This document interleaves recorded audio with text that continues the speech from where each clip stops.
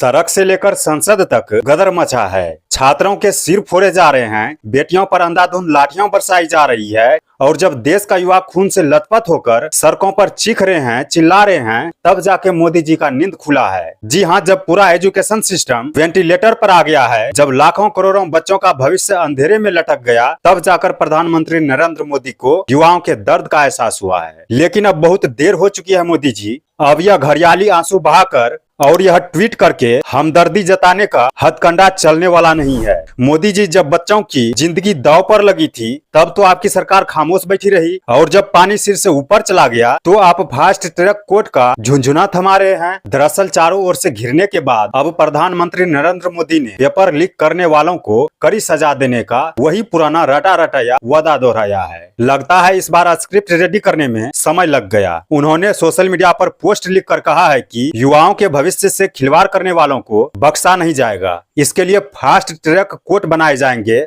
और अधिकारियों को सख्त निर्देश दे दिए गए हैं। लेकिन सवाल यह है कि जब जब देश में कोई बड़ा घटोला होता है तो क्या सिर्फ बयान देने से समाधान निकल जाता है? आखिर इतने सालों से जब एक के बाद एक दर्जनों पेपर लीक हो रहे हैं, दर्जनों नहीं कहिए 100 से अधिक पेपर लीक हो रहे हैं, तब यह शक्ति कहां छिप कर बैठी थी? जब छात्र सड़कों पर उतर आए, जब उन पर पुलिस का कहर टूटा, तब जाकर प्रधानमंत्री नरेंद्र मोदी जी को सख्त कार्रवाई याद आई है। लेकिन छात्र समझ चुके हैं कि यह सिर्फ गुस्सा शांत करने की एक कोशिश है, क्योंकि जिस सिस्टम ने युवाओं का विश्वास तोड़ा है, उसी सिस्टम के खोखले वादों पर अब कोई भरोसा नहीं कर सकता है। यही वजह है कि विपक्ष ने भी इस मुद्दे पर मोदी सरकार के खिलाफ मोर्चा खोल दिया है और सरकार के नियत पर सीधे सवाल खड़े कर दिए हैं। देश के विपक्ष नेता राहुल गांधी ने साफ कह दिया है कि प्रधानमंत्री जी, आपने ही हमारे युवाओं के भविष्य को सबसे ज्यादा नुकसान पहुंचाया है। आपने पूरे एजुकेशन सिस्टम को बर्बाद होने दिया है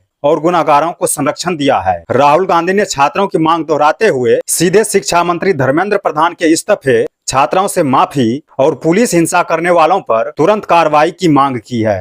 प्रियंका गांधी ने भी मोदी सरकार को आईना दिखाते हुए कहा है कि जब बच्चों का सिस्टम से भरोसा उठ गया है तो वह आपके ही दिए समाधान को कैसे मान लेंगे। जब छात्र इंडिया गेट और जंतर मंतर पर शांति से हक मांग रहे थे तो उन पर आंसू गैस के गोले और लाठियां क्यों बरसाई गई? जी हां दोस्तों, 22 जुलाई की रात को भी बच्चों को पीटा गया और सुबह उठकर ट्वीट में चिंता जताई जा रही है। अगर वाकई चिंता है तो सबसे पहले शिक्षा मंत्री धर्मेंद्र प्रधान जी का इस्तीफा लेना चाहिए। कांग्रेस नेता जयराम रमेश और सांसद राम गोपाल यादव ने भी तीखी हमला बोलते हुए पूछा है कि आखिर बीजेपी के राज में हुए अनगिनत पेपर लीक के मामले में अब तक किसे सजा मिली है? सिविल ड्रेस में छात्रों के ऊपर लाठियां बरसाने वाले गुंडे कौन हैं? जनता ये सभी जवाब चाहती है और मोदी सरकार का यह लिपापोती वाला जवाब से काम नहीं चलने वाला है। देश का युवा अब आर पार के मूड में है। या तो शिक्षा मंत्री धर्मेंद्र प्रधान का इस्तीफा होगा या तो प्रदर्शन चलते रहेगा।